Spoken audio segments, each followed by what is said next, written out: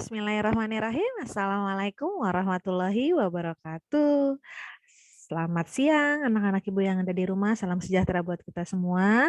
Semoga kalian selalu dalam keadaan sehat walafiat. Baiklah, sebelum kita mulai pembelajaran pada hari ini untuk bahasa Indonesia, ada baiknya kita berdoa dulu menurut agama dan kepercayaan kita masing-masing. Semoga apa nanti yang akan ibu sampaikan bisa kalian terima dengan baik. Oke ya, kita mulai ya. Berdoa dimulai.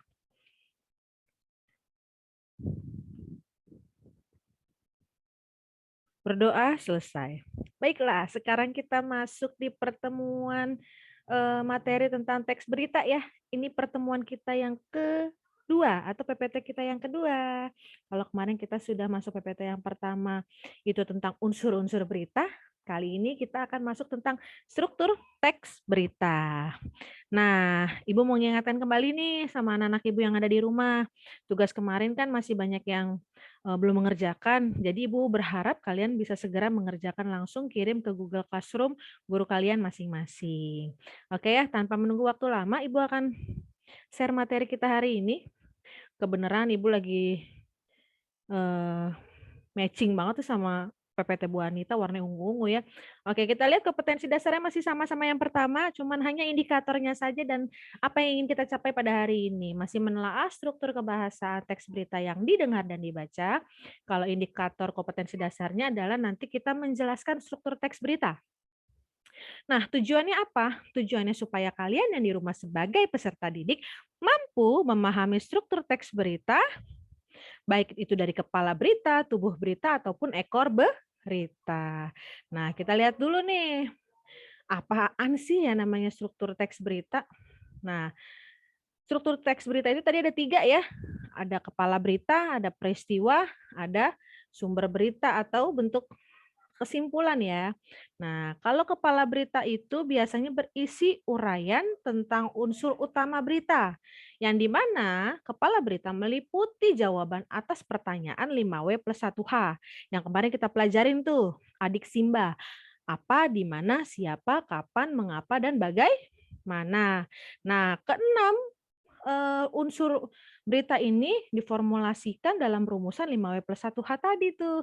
Makanya dikatakan sebagai kepala berita atau berita yang paling atas atau hot news-nya. Yang akan disampaikan sama media massa, sama media elektronik ataupun juga radio. Yang kedua, selain kepala berita, ada peristiwa. Nah, peristiwa ini berisi uraian lebih lanjut tentang terjadinya peristiwa yang diberikan, misalnya penyebab peristiwanya, akibatnya apa, siapa pihak yang bertanggung jawab, siapa pihak yang terlibat, mengapa peristiwanya bisa terjadi, terus proses kejadiannya seperti apa sih. Nah, di peristiwa itu dijelaskan secara detail, makanya ada kepala berita dikatakan head news-nya, ada peristiwanya yang menjelaskan adik Simba tersebut. Nah, di bagian struktur teks berita yang terakhir, itu ada sumber berita sama simpulan ya.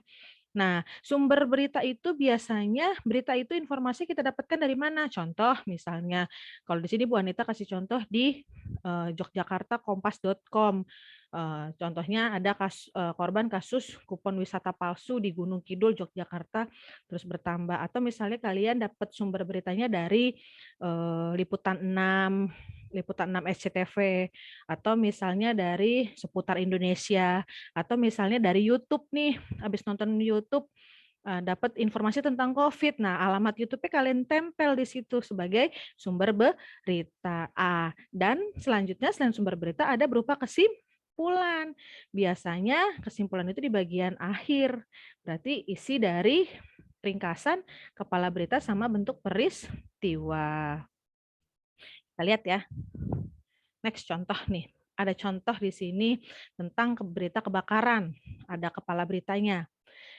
Kebakaran diperkirakan terjadi mulai dari pukul 8 malam. Kebakaran diketahui oleh salah satu pengendara motor yang sedang berhenti di lampu merah. Pengendara motor ini lalu memberitahu pengendara motor lain dan berteriak-teriak. Nah, di situ udah ada unsur 5W1H-nya tuh salah satunya. Ada kapannya, ada siapanya, ada tentang apa yang sedang dilihat sama si pelakunya atau korbannya atau yang orang yang pada saat itu menjadi saksi. Jadi udah ada tuh ya kebakaran pukul 8 malam. Terus diketahui salah satu oleh pengendara motor sebagai saksi. Kejadiannya di mana? Sedang berhenti di lampu merah. Lalu bagaimana bisa orang tahu? Karena si pengendara motor ini berteriak-teriak, berarti sudah ada unsur 5W salah satunya ya, 1H ya. Nah, lalu dilanjut lagi peristiwa. Dijelaskan lagi, diuraikan lagi. Setelah itu warga menghubungi dinas pemadam kebakaran. Api diduga berasal dari meledaknya trafo milik salah satu toko emas. Api menjalar ke seluruh area karena material bangunan yang dominan kayu. Pemadam kebakaran berhasil memadamkan api setelah mengerahkan 5 unit mobil. Karena luasnya area api dapat dipadamkan setelah 5 jam. Nah, berarti uraiannya tuh proses terjadinya, bagaimananya. Terus bagaimana api bisa dipadamkan? Mengapa sampai bisa terjadi kebakaran? Karena salah satunya ada trafo. Benar ya? Nah, ini di peristiwa ini dijelaskan. Nah, kesimpulannya apa? Kesimpulannya dari kejadian yang terjadi pada malam hari tidak menelan korban, namun kerugian toko diperkirakan mencapai ratusan juta. Untuk sementara waktu, aktivitas pasar akan dipindahkan ke pasar hewan yang ada di lingkungan 10 desa Ngunut sambil menunggu renovasi pasar. Nah, ini dikatakan bentuk kesimpulannya, hasil akhirnya. Setelah kejadian itu, apa yang akan dilakukan oleh eh, pemerintah setempat atau misalnya oleh beberapa masyarakat yang eh, pada saat itu ada di kejadian yang mungkin eh, tokonya kebakaran. Nah, tindak lanjutnya dikatakan adalah bentuk kesimpulan akhirnya. Nah, sumber beritanya dapat dari mana? https://kozio.com garis miring contoh strip teks berita. Itu dikatakan sumber berita. Nah, kemarin kan kita sudah belajar 5W1H ya. Kenapa Ibu mengulas lagi di sini? Karena beberapa teman-teman kemarin yang jawabannya ada yang salah ya. Nah, sebenarnya beritanya bahkan kalau berita sih Ibu udah yakin itu pekerjaan kalian benar semua. Tapi pas menjawab 5W1H-nya mungkin ada beberapa yang masih rancu jawabannya ya. Tapi nggak apa-apa, itu proses belajar. Nah, dari contoh berita tentang kebakaran di situ, peristiwa peristiwa apa yang terjadi? Peristiwa kebakaran pasar. Kapan peristiwa itu terjadi? Jumat malam pukul 8. Siapa yang melihat kejadian tersebut atau siapa yang memadamkan kebakaran api tersebut? Petugas pemadam kebakaran. Di mana kejadiannya? Kecamatan Ngunut. Mengapa peristiwa itu bisa terjadi? Trafo listrik yang meledak dan mengakibatkan kebakaran toko emas dan kios pedagang. Bagaimana proses kejadiannya? Api muncul akibat dari trafo yang meledak lalu menjalar ke seluruh bagian toko dan merembet ke toko serta kios-kios yang lain. Nah, itu namanya kita menjawab. Berarti 5W1H ini kita menjawab pertanyaan ini yang jawabannya ada dalam berita tersebut. Jadi kalau misalnya di sini udah ada beritanya, kita cari 5W1H-nya nih. Nah, 5W1H-nya berarti jawabannya ada di sini, bukan di jawaban di koran-koran yang lain atau berita yang lain. Jadi kalau misalnya nanti Bu Anita kasih soal tentang teks berita, kalian disuruh nyari 5W plus 1H, nah berarti kalian baca dulu beritanya, lalu jawab. Kalau Bu Anita misalnya minta kalian mengerjakan tugas, Bu Anita kasih satu berita, lalu kalian tentukan strukturnya, berarti kalian hanya menentukan kepala berita yang mana, peristiwa yang mana, kesimpulan yang mana, sumber berita yang mana. Oke ya, di akhir materi Bu Anita, Ibu kasih tugas yang kedua. Tentukan struktur teks berita dengan tepat. Di sini judulnya adalah Banjir Terjang Bangka Belitung. Arus lalu lintas tersendat. Sengaja udah Ibu kasih jawabannya nih ya. Di sini ada 5W1H-nya. Nomor 1 berarti where what. Nomor 2 jawabannya when. Nomor 3 jawabannya how. Nomor 4 jawabannya di sini jawabannya adalah why dan how. Nomor 4 jawabannya adalah how, nih sumbernya. Nah, nanti kalian tinggal isi struktur beritanya nih. Nomor 1 kira-kira masuk bagian apa ya? Apakah masuk kepala berita, apakah masuk peristiwa, ataukah masuk sebagai kesimpulan.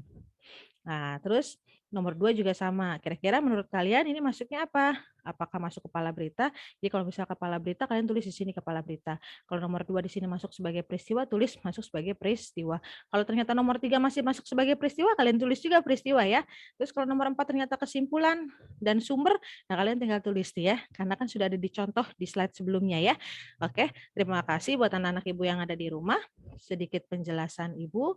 Mudah-mudahan bisa bermanfaat buat kalian. Ingat, jangan Jangan pernah menumpuk-numpuk tugas, selagi bisa mengerjakan tugas, kerjakan secepat mungkin supaya tugas kalian tidak semakin menumpuk, menumpuk, menumpuk, menumpuk, dan nanti di akhir semester kalian baru kerjakan, nanti repot sendiri.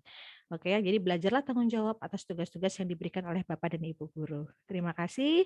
Nanti tugas kalian kirim di GCR ya, Google Classroom guru kalian masing-masing. Nah, sampai ketemu lagi di pertemuan kita yang ketiga. Terima kasih buat hari ini anak-anak ibu yang ada di rumah. Ingat, tetap jaga kesehatan, jaga imunitas kalian, cuci tangan, rajin-rajin cuci tangan, dan hindari yang namanya kerumunan. Terima kasih. Assalamualaikum warahmatullahi wabarakatuh.